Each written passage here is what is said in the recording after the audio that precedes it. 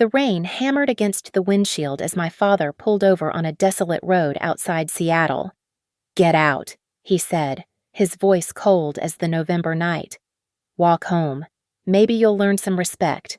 He drove away, leaving me in designer heels and a soaked dress, miles from anywhere. 20 minutes later, headlights cut through the darkness. A black pickup truck pulled over, and the man who stepped out would change everything. He'd been watching, waiting, preparing for 2 years. My father's lesson was about to become his own. My name is Naomi Blake, and I grew up in a glass cage overlooking Lake Washington. From the outside, our Medina estate looked like something from an architectural magazine. Floor-to-ceiling windows, infinity pools, and perfectly manicured gardens that my mother Julia had designed herself before cancer took her 5 years ago. From the inside, it was a prison run by my father, Gregory Blake, CEO of Arden North Development and Master of Control. The morning everything changed started like any other. I stood in his home office at 6:30 a.m., waiting for him to acknowledge my presence while he reviewed my credit card statements from the previous month. This had become our ritual since Mom died. Daily inspections of my spending, my schedule, my entire existence. $47 at a bookstore, he said without looking up.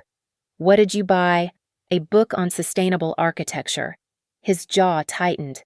That nonsense again. I'd graduated from UW Foster with a finance degree and a dream of revolutionizing real estate through green development.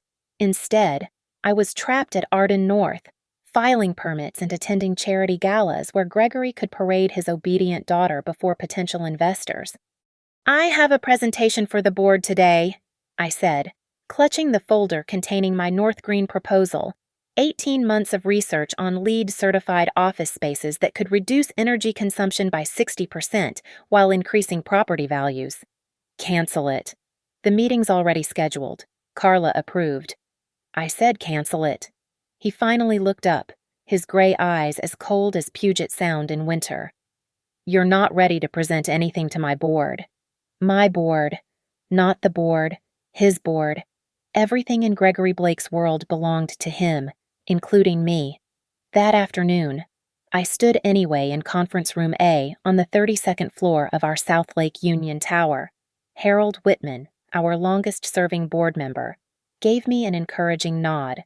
Carla Ruiz, our CFO, had her laptop open, ready to take notes.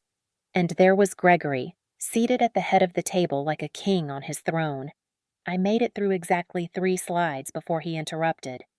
"This is what happens when universities fill young minds with idealistic garbage," he announced to the room. "My daughter thinks we should waste millions on solar panels and rain gardens because it's trendy. The ROI projections show a 7-year enough." He stood, his 6'3" frame towering over everyone. "Don't bring your little environmental movement into my company.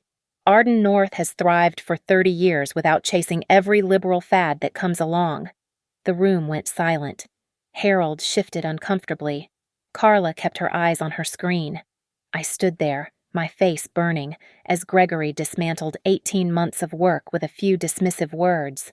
"We're done here," he said. "Naomi, my office, now." I followed him down the hallway, past the portraits of previous developments, shopping centers, office complexes, luxury condos that had bulldozed wetlands and displaced communities. In his office, he moved to the window, hands clasped behind his back. "Your mother filled your head with dreams," he said quietly. "But dreams don't build empires. Control does. Discipline does. You lack both. Mom believed in, your mother is dead." He turned, and for a moment, I saw something raw in his eyes. "And her beliefs died with her. You have a choice. Naomi, fall in line, or find another last name to embarrass." The rain started then, as if Seattle itself was mourning. Gregory checked his phone and smiled, a cold, calculated expression I'd seen before particularly difficult negotiations. "Get your coat," he said. "We're going to look at a property. Perhaps seeing real development will remind you what this company actually does." I should have known something was wrong. Gregory never took me on site visits, especially not at 4 in the afternoon when the rain was picking up, but I was still reeling from the humiliation, still processing his threat about the family name. As I grabbed my coat from my office, my phone buzzed with a text from an unknown number. Trust your instincts. E.W. I deleted it immediately, assuming it was spam. I wouldn't learn until later that Ethan Ward had been trying to warn me, that he'd been watching Gregory's patterns for 2 years, documenting every cruel lesson, every punishment disguised as parenting. Gregory was already in the elevator when I arrived, holding the door with one hand while checking his watch with the other.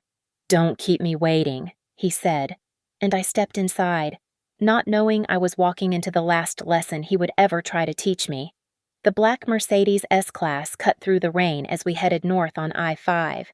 Gregory drove in silence, his hands perfectly positioned at 10 and 2, while I watched the city blur past through water-streaked windows. We passed the usual exits for our development sites, Northgate, Linwood, Everett. But he kept driving. "Where exactly is this property?" I finally asked as we took the exit for Highway 9 heading into rural Snohomish County. "You'll see." The rain intensified as we left civilization behind. Dense forests pressed against the narrow road, and the occasional farmhouse glowed like a distant lighthouse in the growing darkness. My phone showed 5:43 p.m., but it felt like midnight. Gregory turned onto progressively smaller roads, first asphalt, then gravel. Finally, a muddy track that seemed to lead nowhere. "Dad, this doesn't look like give me your phone." "What?" He pulled over near an abandoned barn, its roof half collapsed, surrounded by fields of dead corn stalks. The rain hammered the roof so hard I could barely hear him speak. "Your phone. Now." Something in his voice made me comply. He took it, powered it off, and slipped it into his jacket pocket. Then he held out his hand again. "Your purse." "Dad, what is this?" "A lesson in respect. You want to challenge me in my own boardroom, question my methods. Perhaps some time reflecting on your choices will help clarify your priorities?" My stomach dropped. "You're not serious." "Get out. It's pouring. Get out." I stared at him, searching for any sign of the father who'd once taught me to ride a bike, who'd carried me on his shoulders at the Woodland Park Zoo. But that man had been buried with my mother, replaced by this cold stranger who saw me as just another asset to control. "I'm wearing heels. And a dress. I don't even know where we are." "Then you'd better start walking. The main road is about 6 miles that way." He pointed vaguely west. "When you get home, if you're smart enough to find your way, maybe you'll think twice before embarrassing me again." He reached across me and opened the passenger door. The rain immediately soaked the leather seat. When I didn't move, he grabbed my shoulder, not hard enough to leave marks, never hard enough to leave evidence, and guided me out. My heel immediately sank into the mud. Cold rain plastered my hair to my face, soaked through my coat in seconds. I turned back to plead with him, but he was already pulling my coat off my shoulders. "You won't need this," he said. "A little discomfort builds character." The Mercedes door slammed. The engine revved. Red taillights disappeared into the darkness, leaving me alone on a deserted road in the middle of nowhere, in November rain, in a cocktail dress and 4-inch heels. For a moment, I couldn't move, couldn't process that this was actually happening. Then the cold hit, real cold, the kind that burrows into your bones. My teeth started chattering. My dress, a professional sheath I'd worn to seem serious for the presentation, clung to me like wet paper. I started walking. Each step was torture. My heels sank into the mud, forcing me to pull them free with every stride. After 100 yards, I took them off, preferring the sharp gravel under my bare feet to the constant struggle.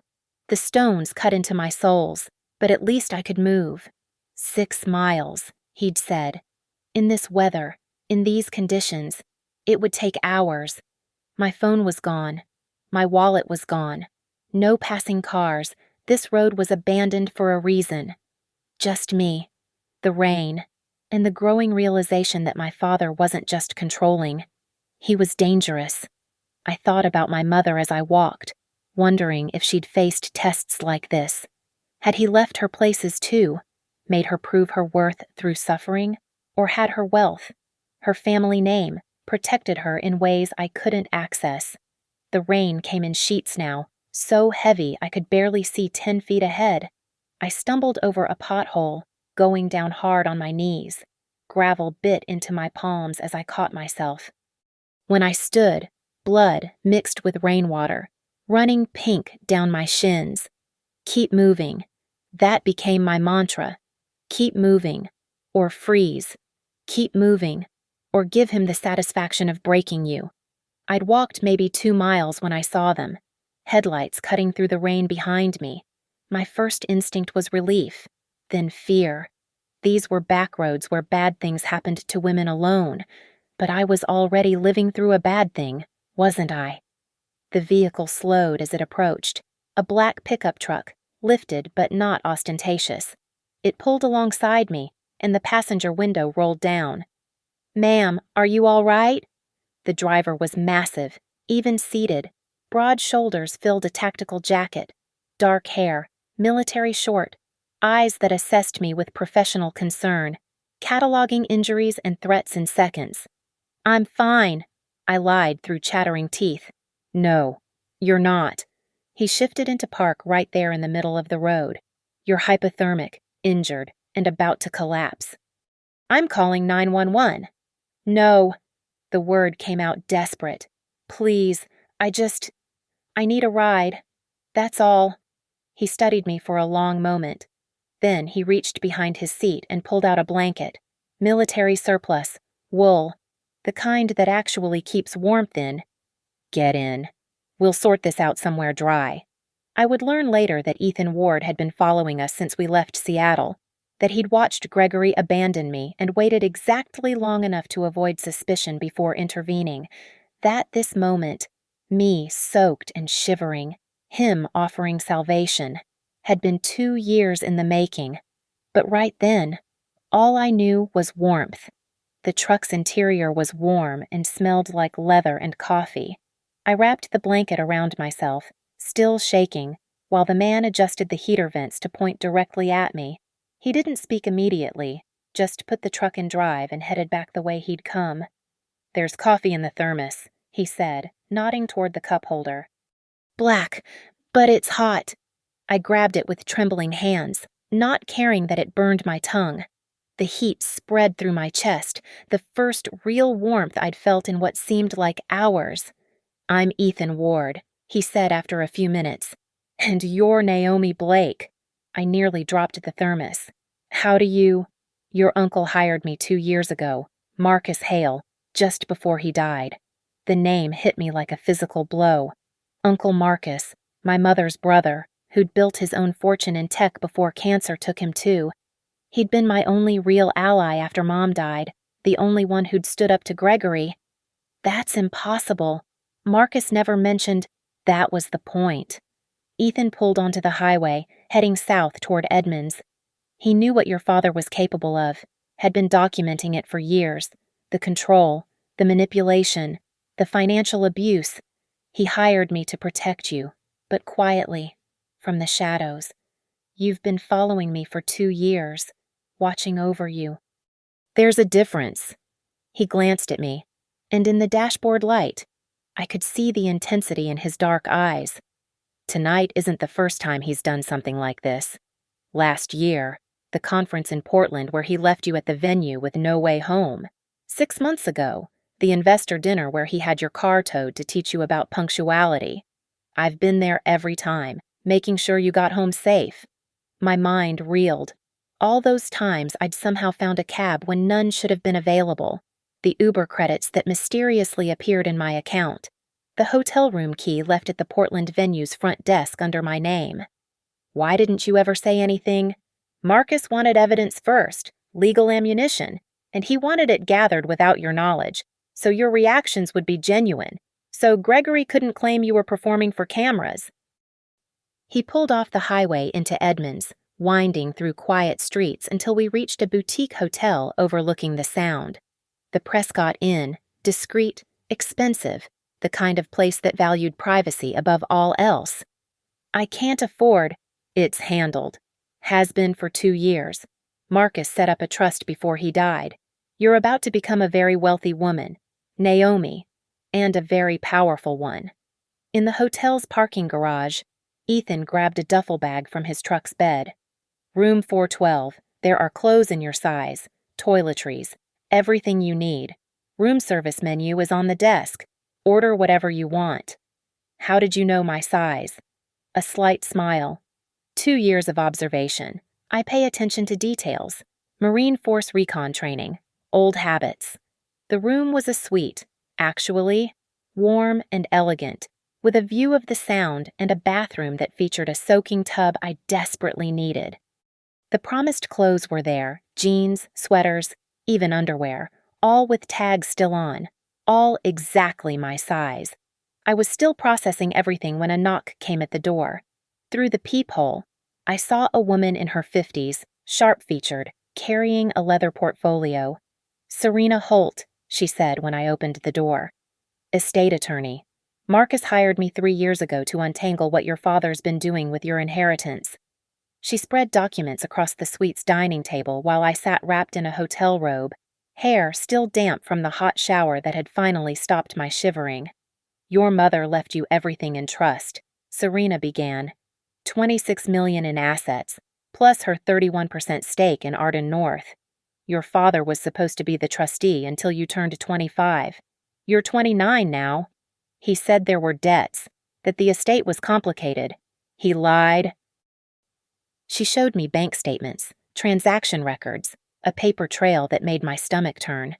"He's been siphoning money from your trust for 4 years, using it as collateral for his deals, hiding it in shell companies. It's fraud, embezzlement, and breach of fiduciary duty." "But he's my father. Who would believe everyone when they see this?" Ethan's voice came from behind me. He held up a small device. "Dashcam footage from tonight. Him taking your phone, your purse, forcing you out of the car, driving away. I've got 2 years of similar footage.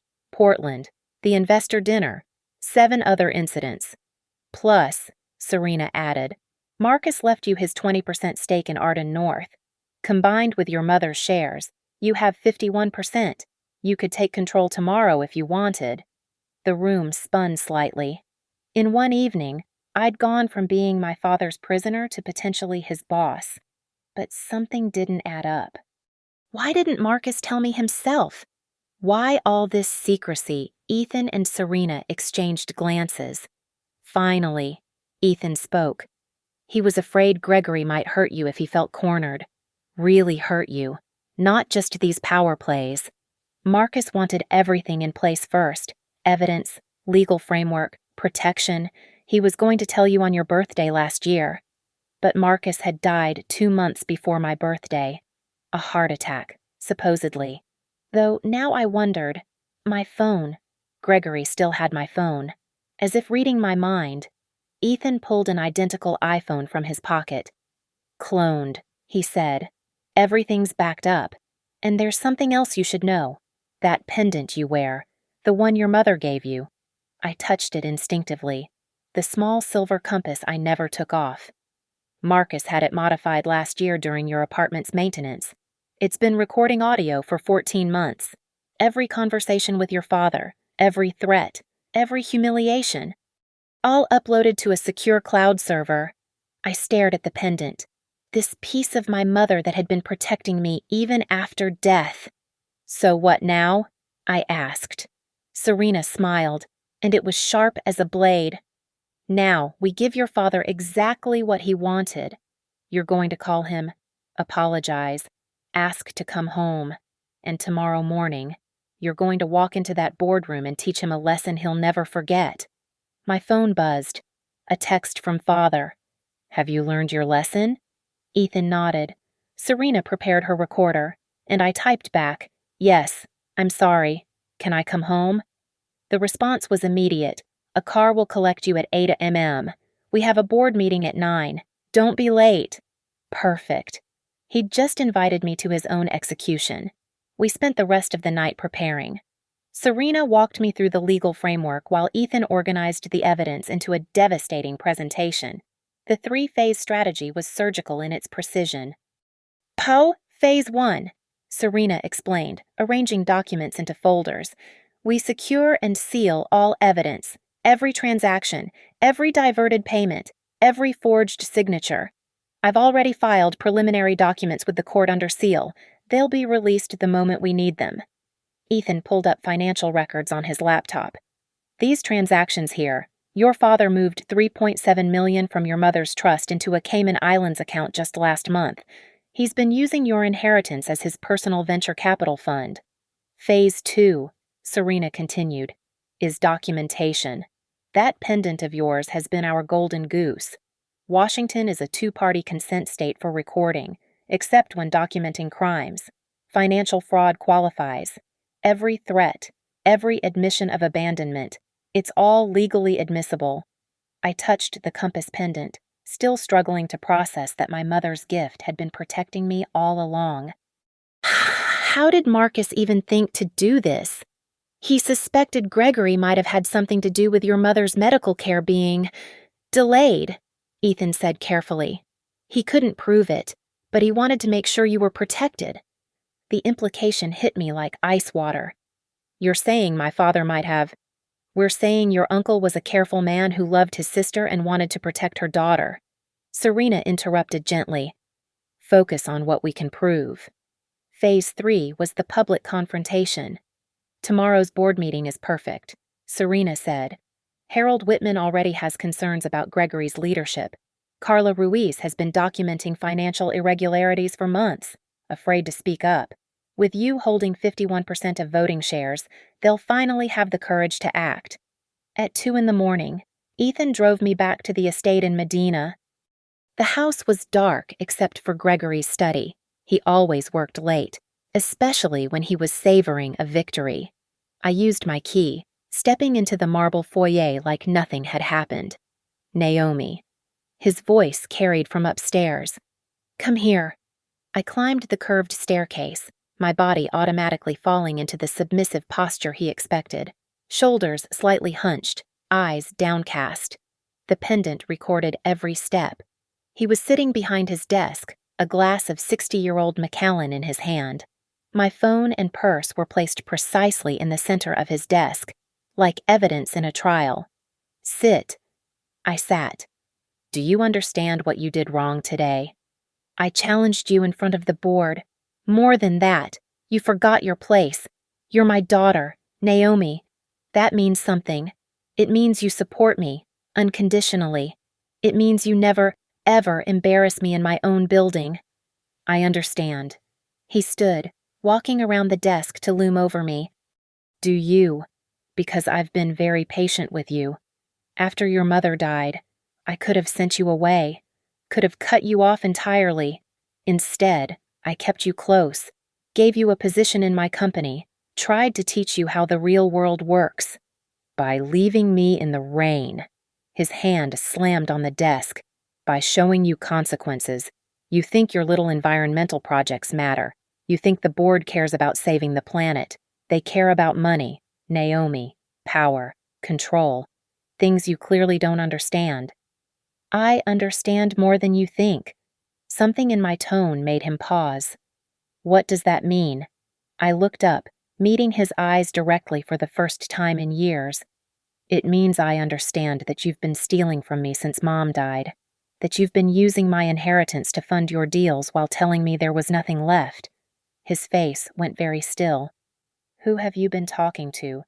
Does it matter? The forensic accountants will find everything. The Cayman accounts, the shell companies, the forged signatures on trust documents. You're bluffing. I stood, pulling out my cloned phone. Room 412 at the Prescott Inn, paid for by the Marcus Hale Protective Trust.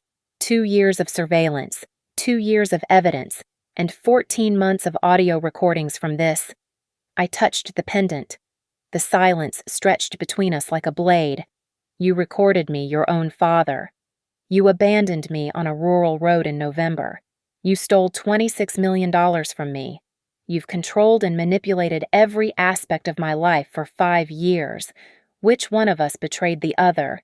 He grabbed my wrist, not gently. You have no idea what you're playing with. I built this empire. I have connections you can't imagine. Judges, politicians, people who owe me everything. And tomorrow morning, you'll have 51% of voting shareholders standing against you.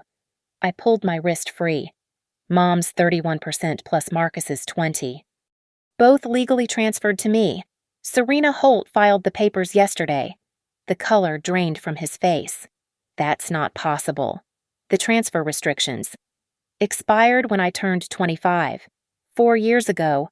You just never thought to check because you assumed I'd never find out.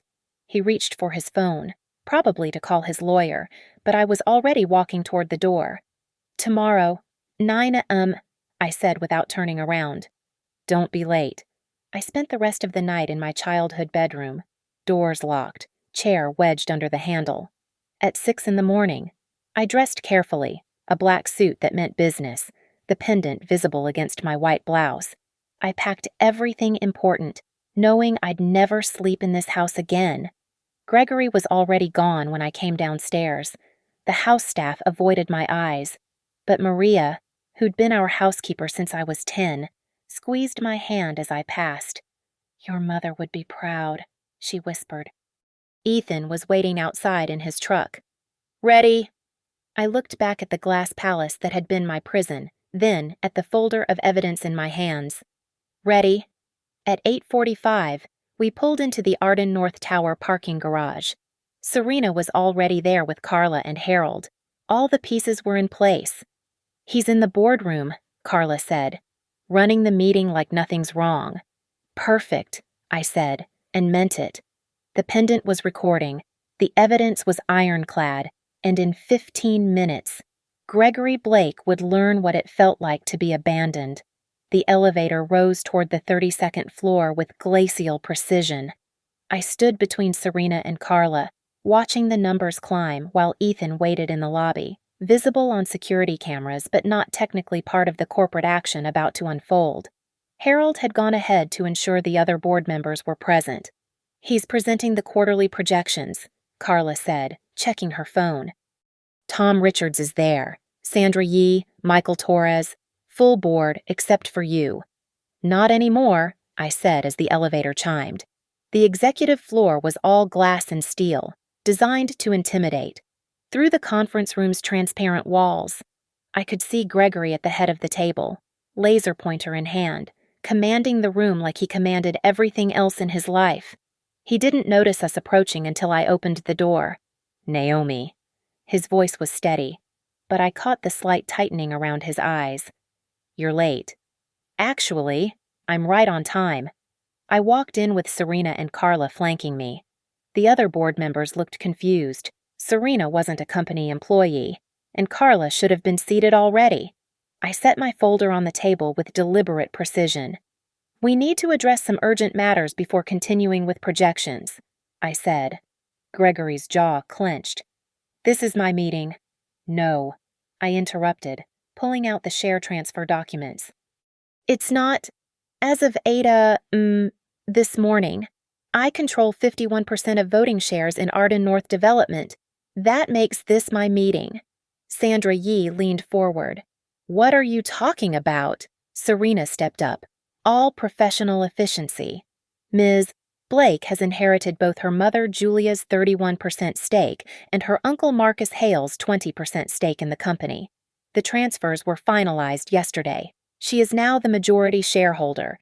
That's impossible, Gregory said, but his voice had lost its commanding tone. The restrictions. Let me show you what else is impossible, I said, opening the folder. Carla, would you pull up the forensic accounting report? Carla connected her laptop to the presentation system, replacing Gregory's projections with a detailed financial analysis. Over the past 4 years, approximately $26 million have been diverted from the Julia Hale Blake Trust into various accounts controlled by Gregory Blake. The room went silent. Tom Richards, who'd been Gregory's ally for decades, stared at the screen in disbelief. These transfers, Carla continued, highlighting specific transactions, were made without proper authorization, using forged signatures and falsified trust documents. The money was used as collateral for high-risk development deals, with profits flowing to Mr. Blake's personal holdings. "This is ridiculous," Gregory started, but I held up my phone. "Would you like to hear your own words, Dad?" I touched the pendant, then played the audio from last night through my phone's speaker. Gregory's voice filled the room. "You think the board cares about saving the planet. They care about money, Naomi, power, control." Then, clearer, "I could have sent you away, could have cut you off entirely. Instead, I kept you close, gave you a position in my company. And finally, the damning admission, you recorded me your own father." I stopped the playback. "There's 14 months of recordings, including some interesting conversations about the Riverside development, the environmental impact reports you had altered, the safety inspections you paid to overlook." Michael Torres pushed back from the table. "Gregory, is this true?" "She's manipulating you," Gregory said, but sweat had appeared on his forehead. "This is a power grab by a child who doesn't understand." "A child." I pulled out another document. "This is from last night's security footage." Carla clicked to a new screen. The dashcam video played in high definition, Gregory forcing me out of the car in the rain, taking my phone and purse, driving away while I stood soaked on an abandoned road. He left me 6 miles from the nearest main road, at night, in freezing rain, without any way to call for help, I said, my voice steady despite the anger burning in my chest. "To teach me a lesson about respect." Harold Whitman stood up. "Gregory, this is criminal. Abandonment, theft of trust funds, fraud." "You don't understand the full picture," Gregory interrupted, his face reddening. "Everything I did was for this company, for our legacy." "Your legacy," I corrected, "built on Mom's money, sustained by stolen inheritance, protected by fear and intimidation." I turned to address the full board. "I'm calling for an immediate vote of no confidence in Gregory Blake as CEO. Further, I'm requesting his suspension pending a full investigation into financial misconduct and fraud." "You can't do this," Gregory said, standing now, his full height meant to intimidate. "I built this company. You built it with other people's money." Serena interrupted. "And according to corporate bylaws, a majority shareholder can call for immediate board action on matters of fiduciary responsibility." "All in favor of suspension pending investigation?" Harold asked, his voice heavy with disappointment in his old friend. One by one, hands rose. Carla, Harold, Sandra, Michael, even Tom Richards, after a long moment, raised his hand. "Motion carried," Harold said quietly. Gregory stood frozen, his empire crumbling in real time. "You're making a mistake. I have connections. I have leverage you can't imagine." "You have nothing," I said, standing to face him directly. "Security is already waiting outside to escort you from the building. Your access to company systems has been revoked. Your signature authority has been frozen." Through the glass walls, we could all see Ethan stepping off the elevator with 2 security guards. He stayed back, professional. Just another piece of the machine Gregory had built now being used against him. "This isn't over," Gregory said, his voice low and dangerous. "Yes, it is." I touched the pendant one more time. "And this. Every threat you just made is being recorded. I learned from the best. Dad, you taught me about control, about power, about consequences. Consider this your final lesson." The door opened. Security stepped in, not touching Gregory but making their presence clear. "Mr. Blake," the lead guard said, "we need to escort you to collect your personal items." Gregory looked around the room, at the board members who wouldn't meet his eyes, at Carla pulling up more evidence on her laptop, at me, standing where he should have been. "You're just like your mother," he said finally. And for the first time, It sounded like a compliment he didn't want to give. No, I replied. Mom tried to change you with love. I'm using your own methods. How does it feel to be on the other side of a lesson? He walked out without another word, security flanking him, through the windows. We watched him enter the elevator, his reflection multiplying in the mirrored walls until the doors closed and he disappeared. The boardroom was silent for a long moment. Then Harold cleared his throat. We'll need an interim CEO while we search for a permanent replacement. Naomi, would you consider— No, I said, surprising them. Carla should be interim CEO. She knows this company better than anyone. I'll remain as majority shareholder and board chair, but my focus is going to be on something else. I pulled out the North Green proposal that Gregory had dismissed just yesterday. We're going to transform this company, make it something my mother would have been proud of, starting with a full environmental audit of all our properties and a pivot toward sustainable development. Sandra smiled, the first genuine expression I'd seen from her in years. Julia would have loved that. As the board began discussing next steps, I stepped out onto the executive balcony. Seattle spread below, rain-washed and gleaming. Somewhere down there, Gregory was being escorted from the building he'd ruled for 30 years. My phone buzzed, a text from Ethan. He's out. Parking garage. No incidents. You did it. I touched the compass pendant one last time, then unclasped it. The recording was over. The lesson was complete. The boardroom erupted the moment I finished speaking. Gregory shot up from his chair, his face contorted with rage, and started toward me.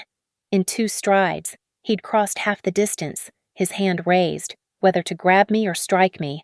I'll never know. Ethan's hand landed on his shoulder, firm but not aggressive, stopping him cold.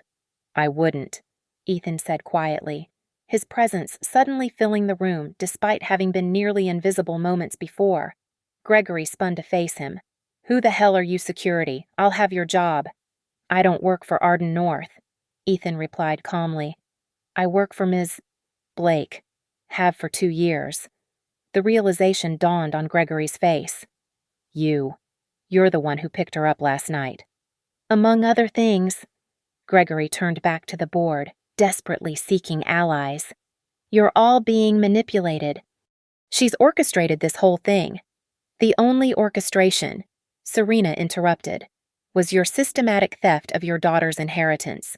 Would you like me to detail the specific statutes you violated? Wire fraud, breach of fiduciary duty, embezzlement.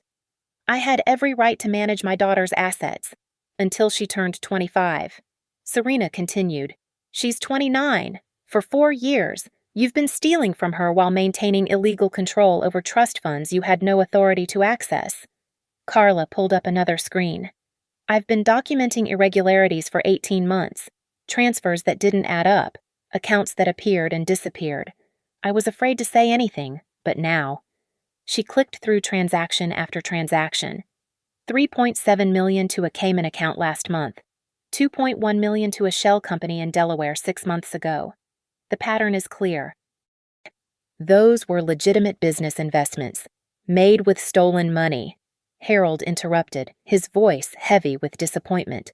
Gregory, I've known you for 20 years. I stood by you after Julia died. But this is indefensible. Gregory's composure finally cracked. I built this company from nothing. Every deal, every development, every success, that was me. Built with my mother's family money, I said quietly. The Hale fortune gave you your start. Mom's connections opened doors. Her reputation legitimized you. And how did you repay her? Don't you dare. She wanted to pursue sustainable development 10 years ago. You shut her down. She wanted to establish a foundation for affordable housing. You called it bleeding heart nonsense. She wanted to leave her shares to charity, but you convinced her to keep them in the family. For me, you said.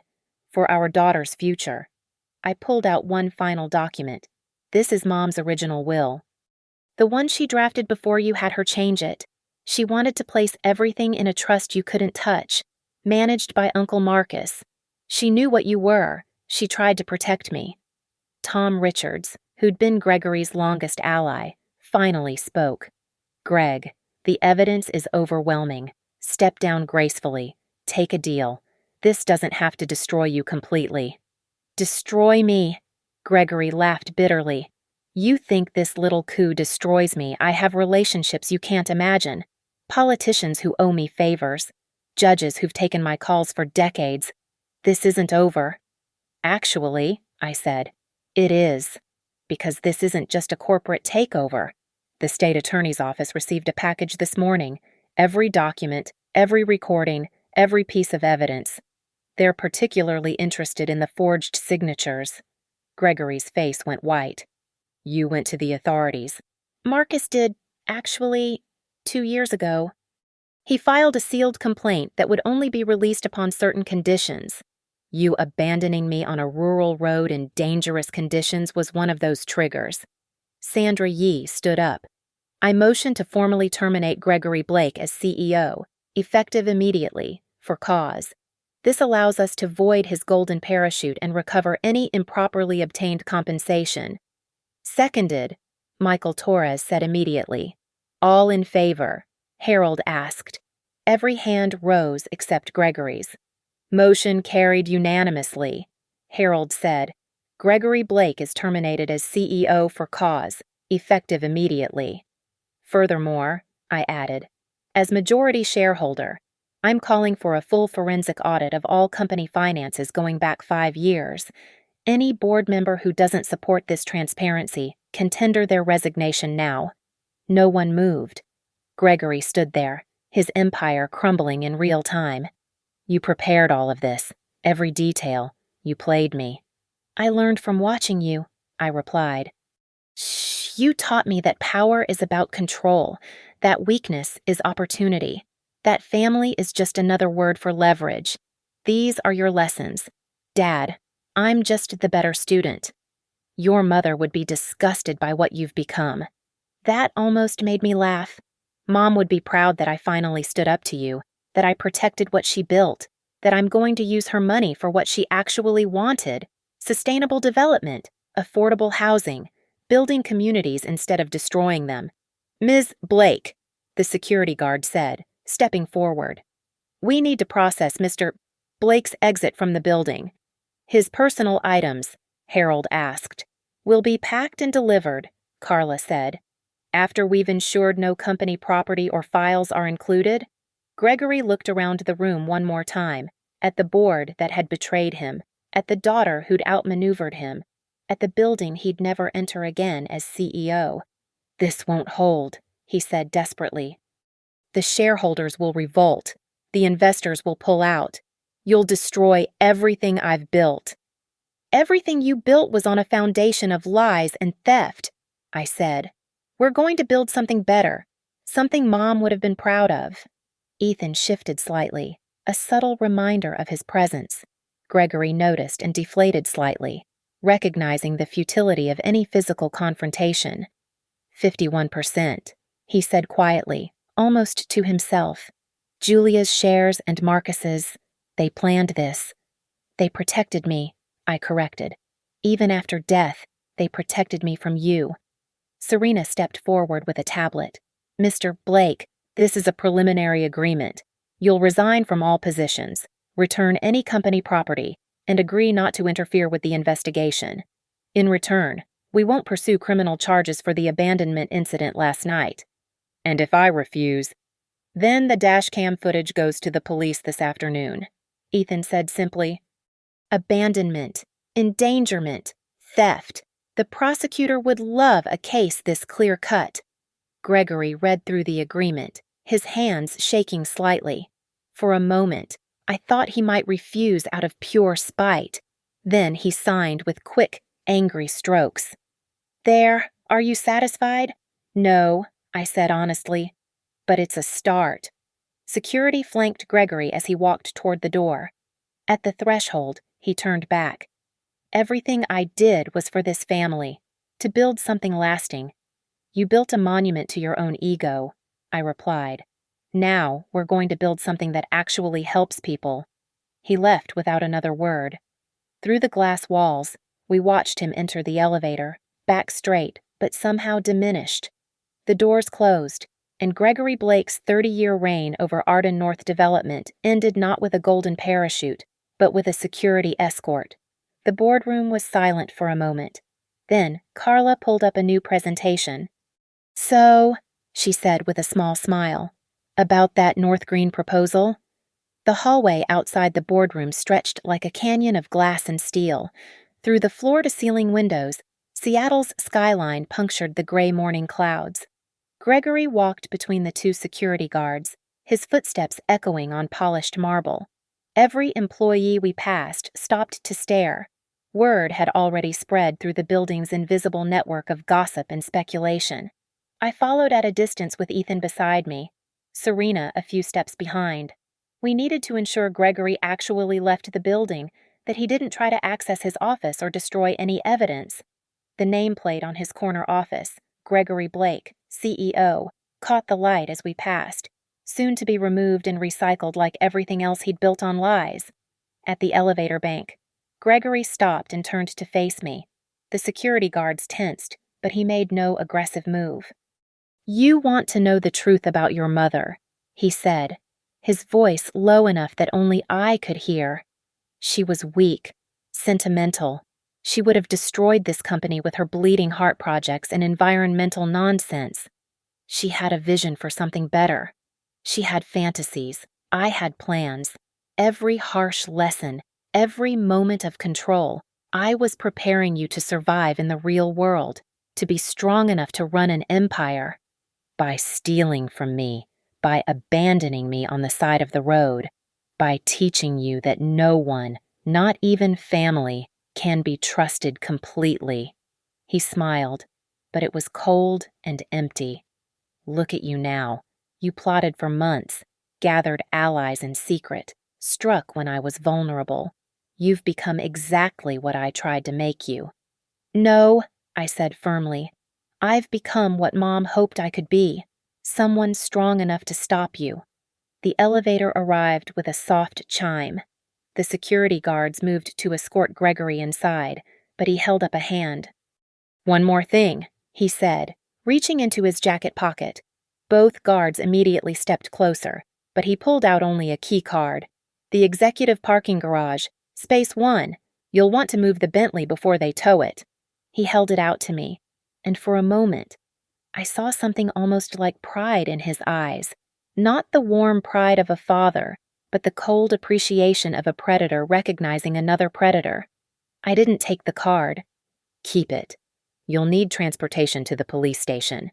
His jaw tightened. "They won't pursue charges. Bad publicity for the company." "The company will survive. Your reputation won't." The elevator doors started to close, but Gregory held them with one hand. "You think you've won, but you've just inherited a mess.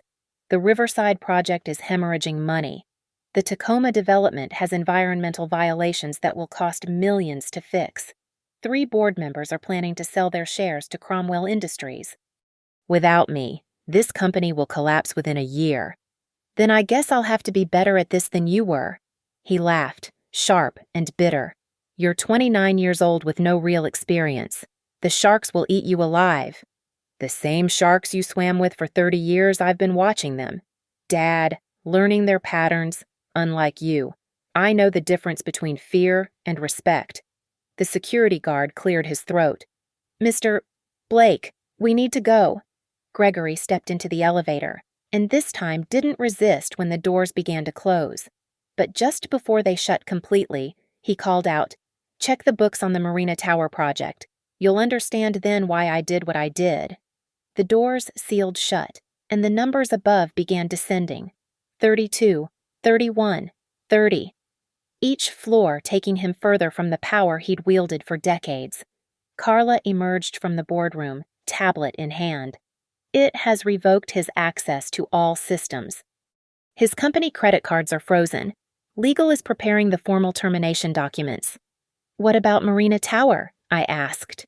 He just mentioned, "I'll pull the files," she said, but her expression was troubled. "That project has been off limits to everyone except Gregory for 2 years." We took the next elevator down, following Gregory's path but at a distance. I needed to see this through to the end, to watch him actually leave the building. The descent felt like traveling through layers of history, each floor representing another year of his reign, another deal built on stolen money, another life crushed under his ambition. The executive parking garage was a cavern of concrete and fluorescent lights. Gregory's Bentley sat in Space One, polished black perfection, a symbol of everything he'd accumulated. He stood beside it while security watched, not allowed to take anything from the vehicle without supervision. "My personal laptop is in the trunk," he said. "I'm entitled to, after legal reviews it," Serena interrupted. "Any personal items will be returned within 48 hours. He turned to me one last time. "Your mother left journals. Did you know that hidden in the lake house? She wrote about her doubts, her fears, her suspicions about what I was becoming. She knew, Naomi. She knew what I was and stayed anyway. Where are they? Gone. Burned them after she died. But I read every word first. She loved you more than she loved anything, including me. It's why I had to control you, to make sure her softness didn't ruin you like it ruined her. She wasn't ruined. She was good. In this world, they're the same thing." He looked around the garage, at the building above us, at the empire he was leaving behind. "You'll learn that soon enough." A police car pulled into the garage, not with sirens or drama, just a quiet arrival that somehow felt more final than any confrontation. 2 officers emerged, their faces professionally neutral. "Gregory Blake?" one asked. "Yes. We need you to come with us to answer some questions about financial irregularities at Arden North Development. You're not under arrest at this time, but we advise you to contact your attorney." Gregory nodded, his composure finally returning. He walked to the police car with the same confidence he'd walked into board meetings, as if this was just another negotiation to win. But I saw his hands tremble slightly as he got into the back seat. Before the door closed, he looked at me through the window. No last words, no final threats. Just a long look that might have been resignation or might have been a promise that this wasn't over. The police car pulled away, its taillights disappearing up the ramp and into the Seattle morning. The Bentley remained, abandoned like a monument to fallen power. "It's done," Ethan said quietly. "No," I replied, watching the empty space where the police car had been. "It's just beginning." Carla's phone buzzed. She looked at it and paled. "Naomi, you need to see this. The Marina Tower files. Your father was right. We have a problem." But I kept staring at the exit ramp, at the path my father had taken toward whatever justice awaited him. Somewhere out there, he was already planning his next move, his return, his revenge. Gregory Blake didn't know how to lose, which meant I couldn't afford to either. The boardroom filled again at noon, but this time, I stood where Gregory had always stood, at the head of the table. Harold Whitman had officially transferred the gavel to me as the new board chair. Carla had her laptop connected to the main screen, ready to present the forensic findings. Every board member was present, along with 3 representatives from our legal team. "Before we address the Marina Tower situation," I began, "we need to vote on the formal measures." The motions passed in rapid succession. Gregory Blake, terminated for cause. Criminal investigation, full cooperation authorized. Forensic audit, approved unanimously. Each vote drove another nail into the coffin of his 30-year reign. "Now," Harold said, his voice heavy, "the investigation findings." Serena stood, her expression grim but satisfied. "The initial audit reveals approximately $41 million in misappropriated funds over the past 6 years. The $26 million from Ms. Blake's trust was just the beginning. There are also funds missing from the employee pension account, the corporate reserve fund, and several subsidiary accounts." Tom Richards whistled low. "How did we miss this complex financial engineering?" Carla explained. "Shell companies layered on shell companies. Transactions disguised as legitimate developments, and fear. No one wanted to question Gregory Blake. The district attorney has agreed to expedited prosecution," Serena continued. With the evidence we've provided, they're confident of conviction on multiple counts of fraud and embezzlement. Gregory Blake is looking at 15 to 20 years minimum. The room fell silent. Despite everything, it was sobering to think of Gregory, who'd sat in this very room this morning planning quarterly projections, now facing decades in prison. What about Marina Tower? Michael Torres asked. Carla pulled up the files. It's a disaster. Environmental violations? Construction shortcuts? Bribed inspectors? Gregory hid it all to keep the stock price stable. When this gets out, I corrected. We're not hiding anything anymore. Full transparency. The stock will crater, Tom warned. We could lose 60% of value overnight. Then we lose it, I said firmly. We rebuild from honest ground. Mom always said that a building with a rotten foundation will eventually fall, no matter how pretty the facade. Sandra smiled slightly. Julia did say that, usually about your father. I touched the compass pendant one last time before removing it, setting it on the table. This recorded everything, every threat, every admission, every crime. Marcus arranged it because he knew that one day Gregory would go too far. That one day, I'd need protection. 2 years of planning, Harold marveled. Your uncle was thorough. He loved my mother, and he loved me. This was his final gift, the chance to be free. Through the windows, Seattle stretched beneath gray clouds, rain starting to fall again.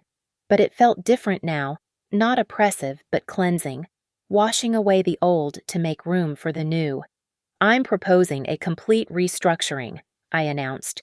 Arden North Development becomes North Green Industries.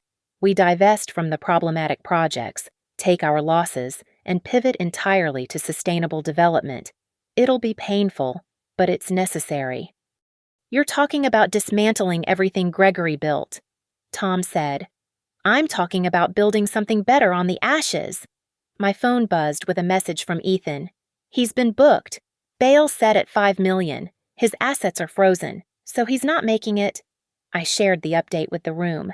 Gregory Blake, who'd started his morning as CEO of a billion-dollar company, would spend the night in King County Jail. There's something else, Serena said, pulling out a folder. Marcus left instructions to be opened only after Gregory was removed from power. Inside was a letter in my uncle's handwriting. Naomi, if you're reading this, then the plan worked. Your mother suspected what your father was becoming, but she was too sick to fight him. She made me promise to protect you, to document everything, to wait for the right moment. That moment was always going to be when he thought he'd won completely, when he felt safe enough to show his true nature. Your mother knew you had her heart but your father's strategic mind. She believed you could do what she couldn't, stop him and save the company, build something worthy of the Blake and Hale names, make us proud. Marcus. I set the letter down, my hands steady despite the emotions threatening to overwhelm me. Around the table, the board members who'd enabled Gregory for years now looked to me for leadership. The shareholder meeting is next month, Harold said. You'll need to present your vision for the company. Our vision, I corrected. This isn't going to be another dictatorship. Carla, I want you as permanent CEO. You've earned it. I'll remain as board chair and majority shareholder. But the day-to-day operations are yours. Carla's eyes widened. Naomi, you're the only one who had the courage to document what was happening, even when you were afraid. That's the kind of leadership we need. The meeting continued for another hour, planning the transition, addressing the crisis communications, preparing for the inevitable lawsuits. But my mind kept drifting to that moment in the rain, standing on the empty road, believing I was completely alone. I hadn't known that Ethan was watching, that Marcus had planned for this, that my mother's love would protect me even after death. As the meeting concluded and board members filed out, I remained at the window, looking down at the city. Somewhere out there, in a concrete cell, Gregory Blake was learning what it felt like to be trapped, controlled, abandoned by the very systems he'd once commanded. Ms. Blake. Ethan appeared in the doorway. Building security needs to know. Should we change the executive codes? Everything, I said. Change everything. He nodded and turned to go, but I called him back. Thank you. For the 2 years of protection. For being there when I needed you. Your uncle paid me well, he said simply. But after seeing what your father put you through, I would have done it for free. As the afternoon faded into evening, I stood in what had been Gregory's office, now stripped of his presence. The nameplate was gone. His photos removed, the awards and accolades packed away. Only the view remained, Seattle spreading endlessly, full of possibility. I pulled out my phone and recorded a voice memo. Day 1 as board chair of North Green Industries. Gregory Blake is in custody. The board has approved full restructuring. Mom, Uncle Marcus. If you can hear this somehow, we did it. Your daughter, your niece, survived the lessons and learned something better. How to build instead of destroy. How to lift instead of crush. How to love instead of control. The rain had stopped. Sun broke through the clouds, setting the wet city ablaze with reflected light. Tomorrow would bring challenges, angry shareholders, media scrutiny, the massive task of rebuilding a corrupted empire. But tonight, for the first time in 5 years, I was free. I picked up the compass pendant from the conference table, holding it up to catch the light. It had recorded Gregory's cruelty, preserving the evidence that brought him down. But it had also been my mother's, worn close to her heart, a symbol of finding your way when lost. I put it back on, not to record anymore, but to remember that even in the darkest storm, on the loneliest road, love finds a way to protect us. And sometimes, the harshest lessons teach us not to be cruel, but to be kind. The city lights began to twinkle as darkness fell. Somewhere, Gregory sat in a cell, his empire dissolved, his power evaporated, and here I stood, in his office, in his company, in his life, not to become him, but to become everything he never could be. The lesson was over. The real work was about to begin. Thank you so much for listening to this story. I'd love to know where you're listening from. Please share in the comments below so we can connect. Don't forget to subscribe to the channel and share your thoughts about Naomi's journey. What would you have done in her situation?